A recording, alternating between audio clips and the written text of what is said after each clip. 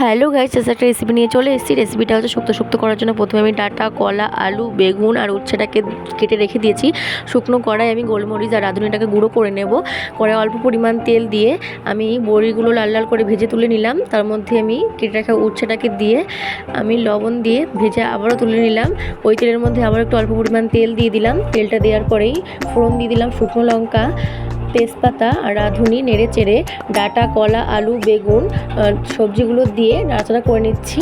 নাড়াচাড়া করে নিয়ে আমি ওর মধ্যে দিয়ে দেবো স্বাদ মতো লবণ আর পরিমাণ মতো হলুদ গুঁড়ো দিয়ে আবারও একটু নাড়াচাড়া করে নিচ্ছি। নাড়াচাড়া করে নিয়ে পেস্ট করে রেখে দিয়েছিলাম আদা আর জিরে, সেটাকেও দিয়ে দিলাম। ভেজে রাখা বড়িটা সেটা দিয়ে অল্প পরিমাণ জল দিয়ে দিয়েছি।